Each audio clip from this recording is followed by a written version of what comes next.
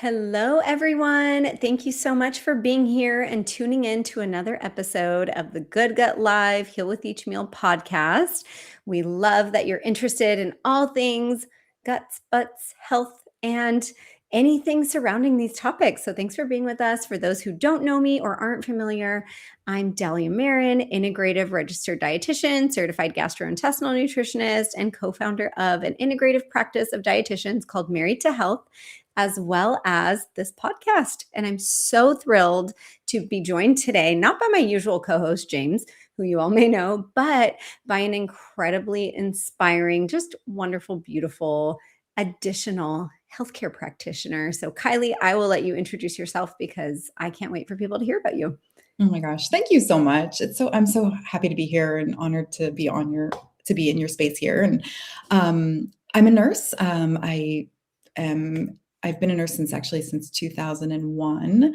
And I went into nursing because I really love the human body. I was so fascinated by what the body does. And I was always curious to learn more about it. And I really wanted to help people. I wanted to help people feel good. And along my path, I've done lots of different work in many different roles in the healthcare world. And I was a traditional nurse in a hospital for many years. I actually was a NICU nurse for many years and learned a lot about nutrition in that world with preemie babies, right? Growing small babies to be bigger. You learn a lot about nutrition and also about poop. You learn a lot Love about it. Favorite. just to tie it in here a little bit. Mhm. But along the way, I found out about the benefits of a plant-based diet, and I had read the China study, and I had been living with some really uncomfortable symptoms for a very long time, and specifically gut-related symptoms. So bloating, constipation, like just kind of discomfort all over the place. And I thought, oh, maybe this plant-based diet was going to help me, right? And it did. It helped with a lot of my symptoms, a lot of skin issues, skin disruptions, things that were going on in my generally feeling inflamed in my body. And so I started feeling a lot better. It didn't necessarily resolve all of my gut issues. However, I did get a much better handle on my body. And I think I just learned a lot more about how my body works and and through my nursing care practice, I started trying to integrate that more and more into my practice as a nurse, right? Like trying to help people like eat more fiber and like talked about that more as my nursing role was changing. And eventually I ended up meeting my husband, and he actually is a plant-based eater and educator as well. And we started working together. I started coaching people and working with people all around the world. And we started helping them integrate plant-based nutrition, movement, exercise, all these different modalities to help gain their health and help really improve their health in many different ways. And specifically, we worked with a lot of people living with diabetes, but we also found that there was this like underlying connection between whole body inflammation and all these other diagnoses that come out in terms of your metabolic health, right? So things like cardiovascular disease um, and diabetes and liver disease and things like that. So we have been working with people all over the world for the last 10 years, basically. And it has just been so inspiring. Like, I just love when I get to work with somebody who's really taking control of their own health. They're really wanting to find they're reaching their own wellness goals, right? They're trying to either prevent something or reverse something, that they've been diagnosed with. And we get to come in and help them achieve their best health. And it has just been so inspiring. And I mentioned I worked with preemie babies a long time ago, and that was a very inspiring place to be, right? It's like watch somebody grow from this tiny little baby, and they are going home at, they've like tripled or quadrupled their birth weight. But I have just been blown away by the miracles I see in our community of people who are really taking charge of their health. And I think that's the real takeaway. But and I integrate the cool part about my coaching role is that I get to integrate my healthcare background with my like holistic and wellness mindset, right? So it's like a really great place for any healthcare provider to be in sort of private practice and like working in a holistic space because you get to really incorporate things that maybe not available to you in a more, traditional setting. Mhm. And getting into nursing, you said you've been a nurse for 11 years. Did you ever foresee yourself being in this outpatient preventative space right now? Because I know you said you started Yeah, inpatient in the hospital working with NICU babies. What a yeah, world of difference from then until now. When did you decide along the way, okay, this was great, yeah. and I feel really called towards this other preventative side or this other plant-based integrative side of things? Because I will say I might have a bias, but so many of the nurses who I've met, I've worked with, especially inpatient nurses, they're too overwhelmed to take care of their health. So tell us how you really made that transition. Yeah, it's so true. I see that all the time as well. People, especially nurses, I think, a lot of people go into nursing, me myself being one of them. Like, I really wanted to take care of people. I'm a caretaker. I'm naturally drawn to taking care of people. I'm a Cancer sun sign. We're natural nurturers.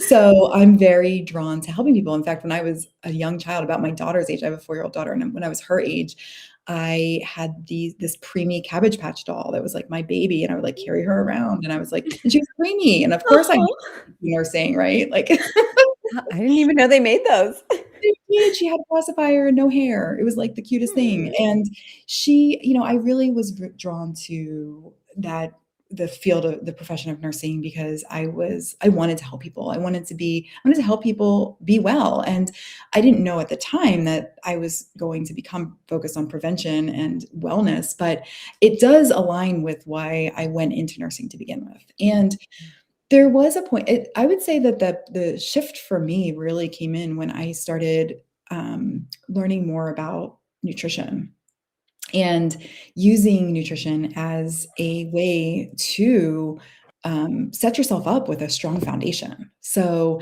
I did study nutrition in nursing school. Like, in my nursing program, my nursing training, I did have to take a nutrition course, and I remember finding it very interesting, but it's not directly applicable in an inpatient setting unless you are in the NICU or in dialysis, like we've talked about that before. Like, you do get to learn a lot about nutrition there, but from a outpatient more setting, or um, it wasn't something that I was very skilled about before I started doing my own personal research. And Mhm. so, I think when, especially again, to your point, where nurses kind of tend to take care of everybody else and not take care of themselves, like totally guilty. That was me, Hmm. I was giving myself away at my job and really trying to, I was building a career for myself, and I was doing so much to take care of everybody else, my teams that I was, working with, um, and I was in a lot of pain. Hmm. And, eventually, many, many years down the path, I learned that I was living with stage 4 endometriosis, which is a very unpleasant and uncomfortable and very painful condition. But Mhm. I was pushing that aside. I was just head down, barreling through it. And I can remember days that I was like, curled up on the bathroom floor in the hospital, but being like, "Oh my gosh, what is happening to me?" And then having to, like, get up and, like, head back and Mhm. take care of my patients, you know what I mean? So, I do think that a lot of people are used to just sort of grin and bear it type of mentality around their own health, and healthcare providers tend to be top of the list on that as well. So, once I started seeing the benefits of when I started changing my diet and my approach, and then I started going down that rabbit hole of like, okay, wait a second. I had read the China study written by T. Colin Campbell, Mhm. but then once that door opened, then all of a sudden Forks Over Knives came out. Then all of a sudden all of a sudden there was like all these different. It was like the gateway, right? Mhm. And the Starch Solution by Dr. McDougall, like all of these. It was like I was like, wait a second, this has been here the whole time. How are these books not on every shelf of every doctor's office in every hospital unit? Why Mhm. aren't we teaching this to people to help them get control of their health or prevent diabetes or prevent heart disease, right? So, I didn't take that step right away. It took me some time, but I did transition my work inside the hospital setting. I went from, NICU to I went to labor and delivery and postpartum world, and then I went to the outpatient OBGYN clinic. I thought, well, maybe if I can help women while they're pregnant, I can start Mhm. we can do more education and more, let's prevent gestational diabetes, things like that. And I really wasn't having any real success in finding those connections with people in this. Mm. So that was a little frustrating to kind of have this other side of knowledge that I was living this bipolar life. Like I would be at the hospital Mhm. or in the hospital setting saying one thing, but then at home, in my home life, building a program where I was helping people through a coaching program, with my husband, with Cyrus.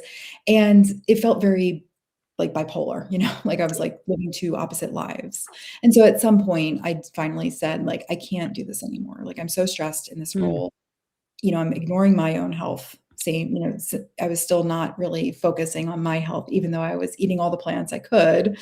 And then, I started seeing the magic of what happened when you start teaching people how to eat more plants. And I was like, this is what I want to do now. So since Mm. 2017, I have not been in that traditional healthcare role. I've been coaching people and working alongside of my husband, and it's been amazing. We've just seen incredible results, and the things that we see in people, just it's like it always surprises me, but yet it doesn't. Like I feel like I hear these things from people reporting back to me the benefits they're getting, and I'm like surprised but not surprised. you know. Mhm. And So it wasn't just like a small little platform that you guys had. You guys were working with thousands and thousands of people from all over the world on this large platform. Your husband Cyrus co-authored a book as, somebody with a PhD in nutrition science. So you all had quite a robust and quite a motivated audience coming to you, where, like you said previously, when you were employed, whether it was inpatient, outpatient, yes, they're there, they're coming to you, but they're not necessarily coming to you for that because they want to prevent things. They're coming to you because they're pregnant, they're delivering, they have a baby in the NICU. So now people are coming to you for a completely different motivation and a completely different reason. Would you say that that was your first kind of transition into that plant-based, preventive lifestyle type of program when you were there and working with the diabetes program? for sure. Yeah, with absolutely. And with Mastering Diabetes, it was like such a labor of love. Like we worked so hard because it was the first time either of us were doing that kind of work. And it was such a big step forward. It was a big leap out of that traditional world, And but yeah, it was transformational for me, really. It actually allowed me to step into that nursing role that I had really wanted to be in, where I was like teaching people, I was educating on a much larger scale. We had thousands of clients really all over the world. It was a virtual program, so that made it really accessible to people. And I didn't really ever I didn't know I was going to end up working with people with diabetes. Like that was Mhm. probably the biggest surprise for me. I was like, oh, diabetes. Okay, this is interesting. And especially the connection with people with type 1 diabetes, because I didn't Mm. so that much connection to that in my previous part of my career. So, with Mastering Diabetes, there was so much hands-on with people with all different forms of diabetes. And the and my husband Cyrus, he does live with type 1 diabetes. So it was very personal for us because it was part of his journey towards his own, the strategies that he uses to maintain his health and his diabetes health. And so basically what we were teaching people was about insulin resistance, really, and how to Mhm. reverse that.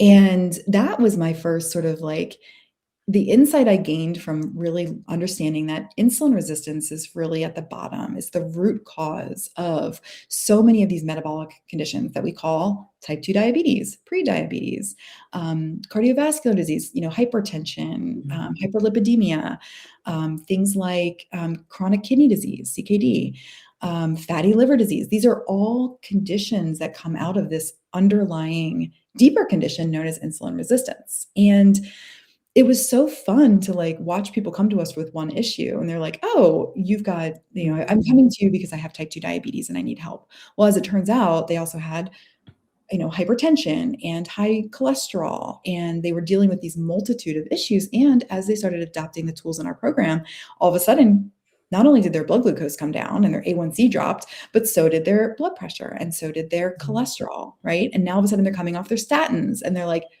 wow, this is amazing. And so when you learn and understand what's below that, the diagnosis, right? It's like what's below the diagnosis, what's actually causing it. And then you can actually take the steps and use the tools that we teach to reverse that insulin resistance. And along for the ride comes all these other sub conditions, which is really exciting. And I love how you all have continued to take it a step further now in evolution health. And you guys are saying, okay, yes, insulin resistance, so important to talk about. But let's really focus on inflammation because that's even deeper down this rabbit hole of cells being irritated. Because any of these diseases or disorders, it's really cellular irritation. So then talk to us a little bit about how you all went from, okay, we're really hyper focused and hyper niched on this insulin resistance to it's a maybe there's a little bit more to it. And now let's talk about inflammation. Tell us how you guys got there and what you're seeing now that you're focusing really on inflammation with people. Yeah. Oh my gosh. This is where it gets so fun. And this is where like my like sort of like nerdy sciencey, lab girl comes out, I guess. Like Love I'm it. I know. I love it. It's so fascinating because when like you said, it's like irritation of the cells. And so what we were finding is like, well, if people are coming to us with one problem, but actually they have multiple problems and we're not able to address multiple problems. I mean, we can address them, but that's not really what we're talking about. Then what's the catch-all below insulin resistance? Right? What is the next level of that? And that's where we started to sort of put on that deep dive hat again and talk about going down into inflammation. And inflammation is really the root cause, right? So if you have like the surface roots up here, now you've got the really deeply grounded roots in inflammation. And one of the main focuses in our program with Evolution Health is that we wanted to cast a wider net. Mhm. We wanted to talk to people who had multiple conditions that they were wanting to work on together, but also we wanted to really let people know that like inflammation is also causing other issues within your body, from immune system responsiveness to skin conditions to, there's so Mhm. much more to it. And the root there is that if we were going to get really deep into the cells, it really comes down to our mitochondria inside the cells. So, and this is a big topic right now. Mitochondrial health is definitely having a moment. There's a lot of people talking about it, but how inflammation really can get started and pronounced inside the cells is because when our cells are using up fuel in the mitochondria, right? The mitochondria is the part of the cell that produces energy, produces ATP. And that's how the cell lives. That's how our tissues live. That's how our body regenerates itself, really. Mhm. So one of the challenges for the mitochondria is when you're feeding it like dirty fuel. And so there's clean fuel and there's dirty fuel. And when you feed your cells dirty fuel, then you end up with more oxidative stress inside the cells. More Mhm. oxidative stress leads to more inflammation. More oxidative stress leads to weakened cells that replicate improperly, right? It can damage the DNA. Oxidative stress will damage the proteins in the cell so that when they reproduce, they're reproducing incorrectly. And this is a real problem for us because if our cells are not living their longest, best lives ever, and they're reproducing irregularly, this is how things like cancer cells can form. This is how things like inflammation can start to develop around the cells because there's irregularities happening with that reproductive process. Our cells are all designed to live a certain amount of time and do certain jobs to support the tissue that they live in. But if we're not fueling it properly back from the beginning, which is with our what we eat and what we put inside of our body and what we consume and what we're exposed to, then these inflammatory processes build up over time.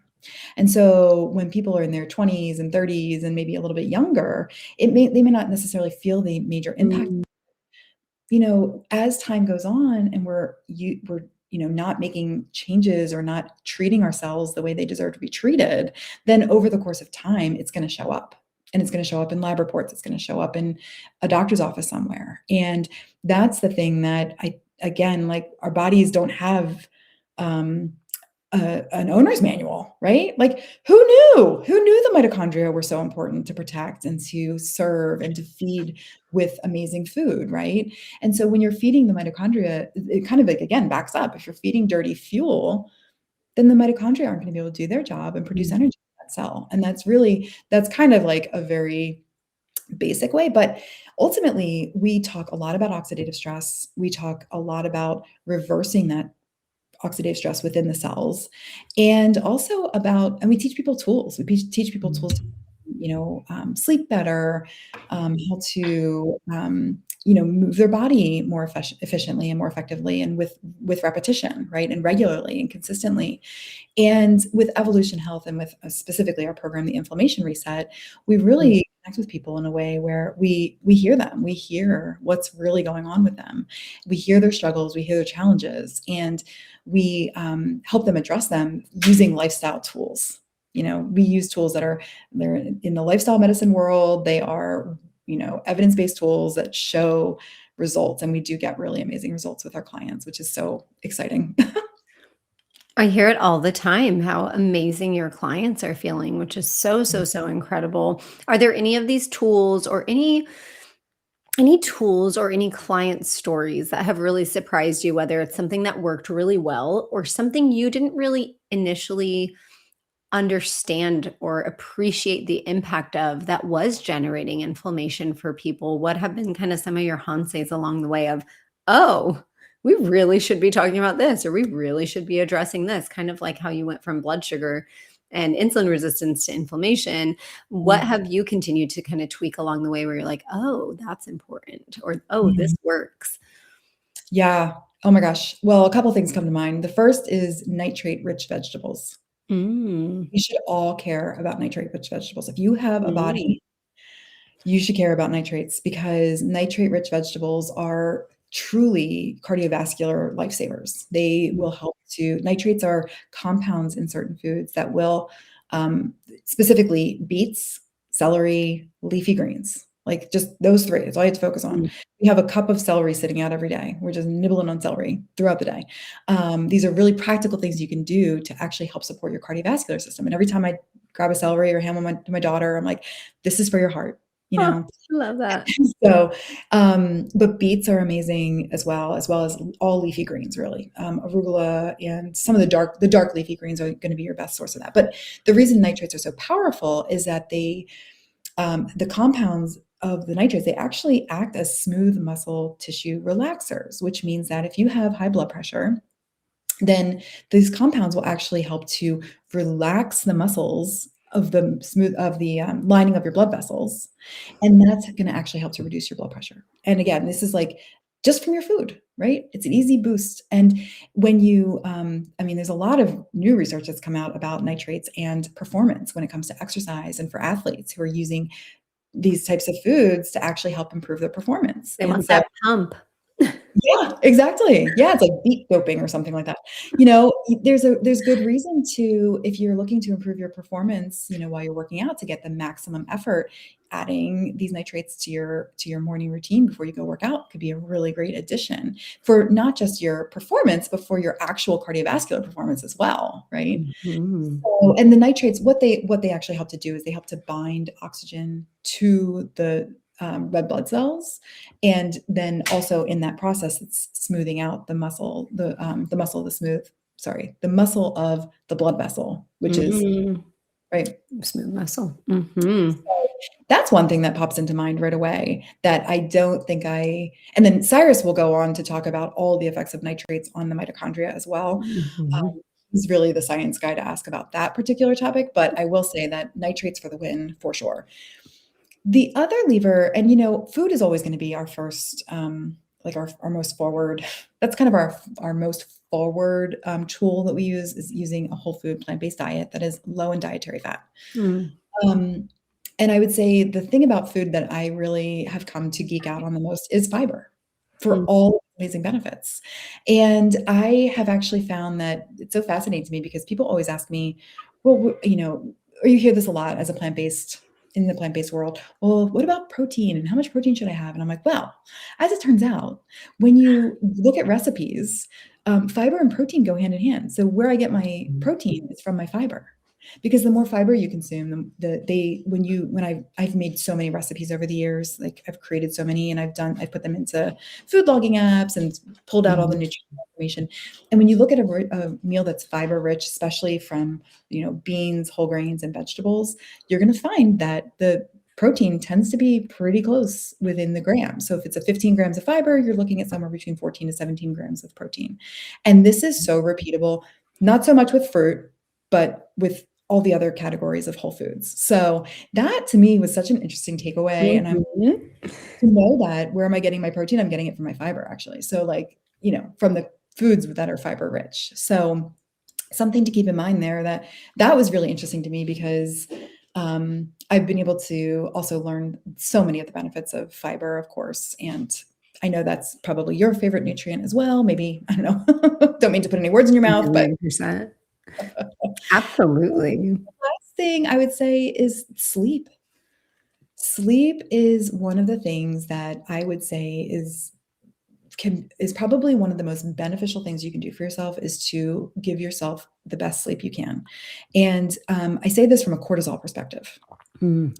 One night of poor sleep is as detrimental to your overall well-being from a cortisol perspective as like a high stress day, like a very high, like Mm. a it was like very, very, very high stress days. Not only can it lead to a high stress day, it's just basically when you have a one poor night's sleep, it raises your cortisol levels, which then in turn raises your blood glucose levels, which then in turn makes you feel hungrier and snackier, and you tend to crave more sugar rich foods because you're having these like sugar spikes and then you're crashing. So and when you have a poor night's sleep, it disrupts your circadian rhythm. So getting right with your sleep is one of the best and most important health related choices that you can make for yourself for a plethora of reasons. And one of the things, like in our programming, we actually have an entire course just on sleep because it's that valuable and it's that important to protect. And that's one of the biomarkers that we use is related to cortisol, actually, in terms of Mm. looking at levels. Yeah. So cortisol becomes a really important hormone of discussion in what we're doing now. Mhm. Fascinating. And are there certain personality types, or do you see higher cortisol amongst certain genders or professions? Is there kind of a pattern that you've started to pick up with clients who come your way and people who you can kind of pinpoint to be like, oh, cortisol is going to be a thing for this person? Are there certain mannerisms or just lifestyles or certain things that you over the years have kind of identified as far as that person with a little bit more of a hypercortisol system versus one who might have a little bit more of a balance? Yeah. Well, and actually, I just want to sort of clarify something said. Like, we don't really, actually, cortisol is actually very difficult to measure. So Mhm. we don't really tend to actually measure cortisol. But what we do measure is high sensitivity CRP and Mm. C-reactive protein, because that is an inflammatory marker that is often influenced by cortisol, by high cortisol. It's influenced by many different things, but it is a Mhm. more long-term, it can showcase long-term inflammation compared to the other type of CRP, which is more for like acute, like if you had an injury or an Mm. illness more recently. So I do want to clarify, like we don't actually recommend doing like cortisol testing is very, very difficult. So Yeah. anyway, but to your point, but CRP, HSCRP is fascinating to watch. And that is the biomarker that has been so interesting to me because when cortisol levels are elevated, that's when we tend to see long-term HSCRP elevated. Now, Mm. what I can say is um, we work with a lot of achievers. A lot of people who come our way are people who are they want to know about their body, they want to take control of their body, they are very motivated, highly high achieving people. And these are people who have spent years of their lives building their professional career. These are people who have done incredible work in their lives. They've raised families, they've done amazing things, and they've often given themselves away to other people and have not really spent the time taking care of themselves. And I can pinpoint that one pretty quickly because, like, especially when you ask somebody, like, well, what do you do for fun? What do you do for a me day? Like, when was the last time you took a day where you just like did something you loved? When you start asking questions like that, you can see very clearly how Really. people are taking care of themselves. And unfortunately, people who are really giving themselves to others tend to often, they can tend to have higher levels of stress. They're holding on more for other people. And so what we Mm. try to do is we try to remind people like, you know what, this program is for you. This is all about you, Mm. having your needs met, making sure you're getting great nutrients and nutrition in your food, taking time for exercise, reducing your cortisol, reducing your stress loads wherever we can, and making sleep habits a priority, right? So, Mhm. and those things together in combination drop CRPs very quickly. And I love that because I think people often think it's more, more, more. More, more, more is going to get me to my health. And sometimes it's having that conversation of just because it's good, it doesn't mean it's good for you because Right. clearly it's stressing you out. Yeah. You're losing sleep over it. You're not Yeah. getting self care because of it. So it's no longer healthy for you, even if it is running miles, even if it is making everything from scratch.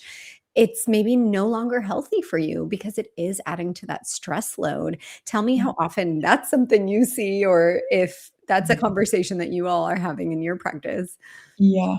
Oh, absolutely. I mean, you've mentioned it too, like the mind gut connection, right? Like, I know that's part of your work. It's so true. The mind, I mean, when we, try to accomplish everything and then we get nothing out of it, Mm, it's a lose lose. You know what I mean? So, yeah, we help people find strategies that are really going to work for them in their lifestyle. And that's one thing that we talk about all the time. It's like, sometimes it's, rather than assuming we have to do everything the best, best, best, I love to talk about things in the category of like good, better, best, right? mm, Because you're right. Maybe making the thing from scratch isn't the best option. Maybe you do need to buy some things that are pre-chopped or, frozen things that you're using rather than chopping everything from fresh vegetables or fruits, right? So where do we find the substitutes that are going to help make our lives easy, make this accessible, make this efficient? Because our time is valuable. mm. And if you're, constantly under this pressure of, I have to do everything and I have to do everything perfectly and I have to get it all right all the time. Well, inevitably something's going to give at some point. And that's one of the things that we get to bring to the table and kind of help people see that back, right? Like when I hear somebody telling me like, well, just even sometimes the language that people use can be very telling, right? Like I always have to do this or I never can do that. Sometimes when people speak with those kinds of words, it's very limiting because then it's like, well, then, it can be just even in the language people are using can really tell a lot about where their mindset is. So we try to help people have a little more freedom, right? We're trying to give people freedom for their activities to really guide them through the day versus trying to get too caught up in the overthinking and over an analysis. That's a big one, analysis paralysis. Mm. That leads to decision fatigue, that leads to not being able to take action because you're so caught up in the analysis of things. So we try to help relieve people of that as well. Yeah, absolutely. One of my colleagues kind of coined this question of, is it simple? Is it sensible? Is it sustainable? Because if you can't say yes to all three of those things, Yeah, it might not be worth implementing to begin with, because if it's overcomplicated, you're only going to be able to do it for 3 weeks and, it's just overly consuming to your life. This yep, might not be the program for you. So I love how easy and all those things you guys make it simple, you make it sensible, you make it sustainable, and you make it implementable for life. So this is now a lifestyle for people. It's not this diet. It's not this right, 30-day fix and we're going to bring your CRP down in 30 days and then all of your inflammatory markers are going to come down, and then after that, go back to putting dirty fuel in your body and we'll start all over again once you feel crappy enough. We're making this a lifestyle and we're really focusing on all of these different lifestyle pillars that are outside of nutrition because they are just as important to your health. Yes, that fuel that you put in and you're literally consuming and eating is important and great if it can help increase nitric oxide levels and if it can achieve that. But are you undoing that at the end of the day by not sleeping well and not having ways to unwind and relax and let your nervous system take a break? Because that's not sustainable. Your body will break eventually. It yeah. will speak to you. Absolutely. And, I have been there. I have had a long history of disrupted sleep myself. And so Mm, that's a very personal one for me because I've spent years trying to work out my sleep. And it's funny because then when I finally I'd finally kind of gotten right with sleep. And then at 41, I got pregnant. And then I mm, was like, which was great. I was very happy about that. But I was like, okay, I finally figured out my sleep, except now I'm going to have a newborn. mm. And so, figuring out sleep with a new, the patterns of a newborn. So, I'm very aware, I worked night shift for many years. So Mm. that disrupted my sleep at one point and again led to levels of inflammation in my body. I think that contributed, to my inflammatory process in my own body. And so I really also come at this, like Cyrus and I both have so much personal experience with our own health, related issues that we've been dealing with and how we manage them through our lifestyle strategies, and even though we have a young child and we're kind of past the newborn wake ups and the nighttime awakenings, but even through that phase, we were really supportive of one another and trying to find ways to Mm. maximize. So we were using our own strategies, and so it's not, we basically are walking the walk alongside of our clients too. Which is so important because you give real life practical tips. It's not like, "Oh, well, get a sleep doula and then you Yeah, can sleep." This is in real life what right. works for us and what's worked for, again, these thousands of clients that you've had this opportunity to work with over the years so that what works, again, what's sustainable, what's sensible, what's simple, so that Yeah, it's not this 12-step sleep routine that involves, lavender and spinning around 3 times and drinking this perfect cup of tea. It's, yeah. these are some simple tools that use your cortisol awakening response, try to filter out, some of this blue light. What are some of the other kind of sleep tips that you've given? Mhm. Because sleep is so underappreciated. And again, I can agree. I myself was like, oh, I'm just going to run myself into the ground and I don't need sleep, but it's okay because my nutrition's amazing. I was like that for years, and that is not the case. It is not sustainable. Yeah. Yeah. But what have been some of your favorite kind of low-hanging sleep tips for yourself and ones that you've taught your clients? Yeah. Oh my gosh, great. So part of this has to do with activating the parasympathetic nervous system throughout the day, taking steps for that. And part of it has to do with resetting circadian rhythms because depending on what's going on for you, like if you're somebody who has a hard time falling asleep at night, I would say work on circadian rhythm first. And the way I would do that is by first thing in the morning when you first wake up, go outside, get 15 minutes of direct sunlight in your face, in your eyes, because the photosensors in your eyes are literally communicating with your body's melatonin production. Mm. And when you do that and get that 15 minutes first thing in the morning, no sunglasses, and don't look directly at the sun, by the way, just be in the sunlight. Sorry, disclaimer. Don't go Um, blind. yeah, no blinding here. Just be in the sun, in the natural sunlight, because when you do that, it literally sets the timer on your melatonin, which is our Mm. sleepy hormone, Mm. for 12 to 14 hours from that moment. So let's say you get up at 7 a.m., you go right outside within that first hour, get your 15 minutes. You've just set your clock for 12 hours later. Mm. Now at 7 p.m., your body's actually going to start to feel that melatonin production naturally coming on. It's going to put you into a sleepier state. And then that's where you can start to, and then that's where you start dimming the lights in your house Mm. to, again, create that light reduction so that your brain is getting that sensory information that, oh, it's time to unwind. Playing gentle music, stimulating that parasympathetic state, which is our rest and digest state. It's like the brake pedal, right? Our Mm. sympathetic state is like our accelerator. It's the one that keeps us going all day. This parasympathetic state is our brake pedal. It allows us to calm down and relax. And um, so, if you're struggling with falling to sleep at night, I would say definitely do the 15 minutes of sunlight in the morning.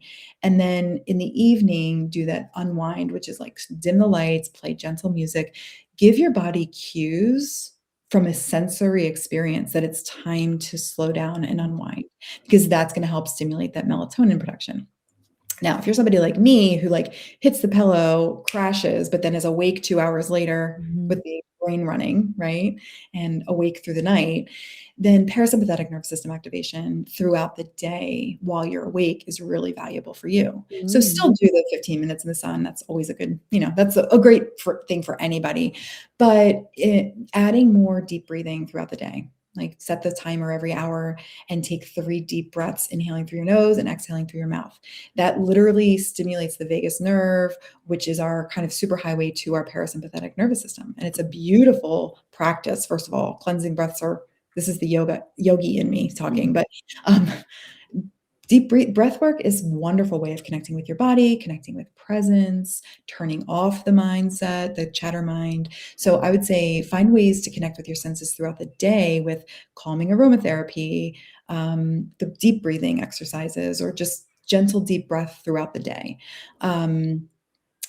Finding ways to connect with your senses and find presence as much as possible. Getting that to-do list out of your mind before bed, 100% recommend. Have a little notepad next to your bed, Little write brain down. dump. Yeah, brain dump before bed. And then also, a nice, sometimes warmth at night is also really good for the parasympathetic. Mm. Whether it's a bath or like a little foot soak or just some, a warm, they have now that I'm like in love with are these disposable little like lavender eye masks that are heated. Ooh, uh-huh. I mean, you find them on Amazon, they're amazing. Somebody gave one to me and I was like, I'm now obsessed. It's a great way to connect with the feeling of and sensation of warmth and Mm. that our bodies naturally do deserve and want, right? And so if you can set yourself up for a good night's sleep, then you're less apt to wake up with those overnight wake ups. Mm. And especially when your parasympathetic nervous system is primed for sleep.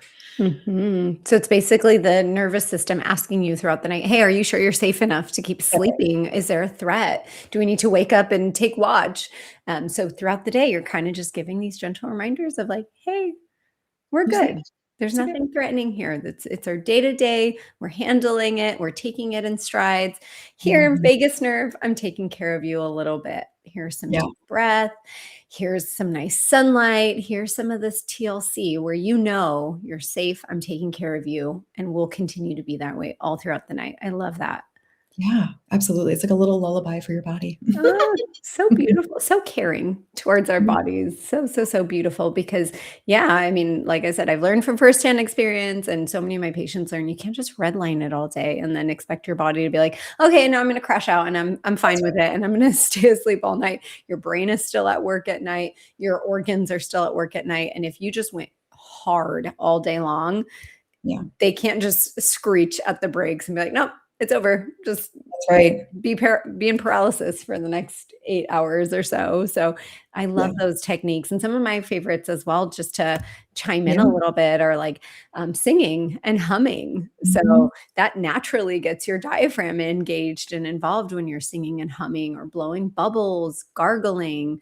Those are Yeah. some other really great ways. Self massage, and even if it's along points where the vagus nerve runs, like in the front of the neck, the back of the skull, at kind of that craniosacral junction there. So, so, so Mhm. nice. And your body just appreciates it so much where it can learn to chill a little bit. So it seems like relaxing things is the name of the game with inflammation, whether it's relaxing those cells with, nitric oxide producing foods, or it's relaxing our nervous system. It seems like just teaching our body to kind of let go, relax a little bit is the name of the game when it comes to inflammation. So I love these just Yeah. low hanging fruits, easy takeaway Mhm. tips. Are there Absolutely. any others that you're like, everyone needs to know about this, or, these are easy that people can start implementing, or I wish more people were implementing this thing? Yeah, well, I think, I call it the mop-up walk at the end of the day Mm, because another cause for, wake-ups overnight is glucose levels, mm, and especially if you've eaten a little bit later at night, like, first and foremost, I would say close the kitchen at 7, like, give yourself space between the last time you ate and your bedtime. It's like mm, 3 hours minimum because your body does a lot of work when it's digesting, and again, we don't want you don't really in order to create that restful state for yourself, your body kind of needs that time to wind down and finish the process of digestion. So I always recommend a minimum of 3 hours before bedtime that you've eaten your last food. But then the mop up walk, which mm. is where what I like to call the evening, stroll. It doesn't have to be something hard, or it's actually a great way to connect with nature and take some deep, fresh air breaths at the end of the day. Evening air is just like crisp and cool, especially right now at this time of the year. But even when it gets warmer in the summer, it's still a nice, refreshing time to be out walking. And also, if you do have any excess glucose in your bloodstream, you'll naturally absorb some of that and utilize it through the walking. And it really makes a difference in terms of, again, constructing that full night's sleep. Because if you're up, again, if you have high blood glucose when you're going to bed, you could be up throughout the night, either craving something or even just because when glucose levels are high, it's like energy, right? We have like energy to burn. So it's, if you have glucose in your bloodstream, then that can actually cause wake ups overnight as well. So the mop up walk has been highly effective. And I'll tell you, I've got clients who are tracking this like on a daily basis, and they're showing like the nights that they take their mop up walk, their blood glucose reading the next morning is better. So you're getting the benefit of it, not just in your overnight reading or that overnight experience, but also for your fasting blood glucose. And for people who are monitoring their A1C, if you have better blood glucose overnight, that's inevitably going to impact your A1C in the long term. So it's a great strategy. And I wish that's something that like more people were practicing. If we have people listening right now who are just intently taking notes and they're like, okay, mop up walk, yes, I'm in a cortisol awakening response, within an hour of waking, they're writing down all these foods that you're recommending and they want to learn more. What does that look like to be involved in Evolution Health? Is it one-on-one? Is it a program? Tell us next steps for those who are interested in working with you all. Yeah, next steps. Well, we have a wonderful program that we've developed, and we're so proud of it. It's a 12-month program. And to your point, we are committed for the long term because we know that developing lifestyle skills and habits that are going to stick takes time. And so we do have a 12-month program, and it is called the Inflammation Reset. And what we want to do is teach you the tools in your, create a tool belt for you that's going to work for you and your lifestyle to build these habits so that you're no longer fighting your own body, right? So you and your body are working in unison and in harmony. So our website is evolution-health.co, and then schedule, slash schedule. If you want to schedule a discovery call, we have a free discovery call. We learn about you. We spend, as much time as you need telling us whatever's going on for you from an inflammation standpoint or other metabolic conditions. If you have been diagnosed with things like type 2 diabetes, pre-diabetes, if it's in your family. A lot of people come to us because they are like, well, my family members had this and I don't want it, so help me. So, but it's, evolution-health.co is our website. We drop the M for efficiency's sake. It's all those, keystrokes that you get back in your life. Yep. And also I have a podcast that I produce called The Green Glow Lifestyle. And I talk about these things, I talk about health and wellness, and specifically from my point of view, from, how to live your best life in the least inflamed state. And we talk about holistic strategies and muscles and bodies. We talk about it all. Mama life, all of those things. So, come join me at the Green Glow Lifestyle and get your glow on. That's my love it. I love how you call your listeners glow. This is so inspiring. I love it. Thank you. Yeah. Thank you so much, Kylie, for being here, for sharing about the amazing work that you and Cyrus are doing at Evolution Health, for letting our listeners know where they can find you next, and just for using your life's work to help others heal. It's inspiring. I've had so many takeaways from today. I'm about to go eat some celery and beets and just help my cells relax. So hopefully our listeners are taking that away, that it's all about relaxing, getting the right support and guidance so that you're not doing it all yourself. You're getting these in-depth programs that can really help you understand this ability to also heal with each meal. Sounds like that's what you all are practicing, and just teaching people how to heal day by day. So thank you so much. Thanks for doing what you do. For those who are listening live or listening later, if you have any questions or you want to connect with Kylie, drop your questions in the chat and we will get them to her, and definitely connect with Kylie at Evolution Health. So thank you all so much for tuning in, for being here. We hope you have an amazing rest of your week. You're able to heal with each meal and feel with each meal. We'll talk to you all very soon. Thanks so much. Bye. Thank you. Thanks.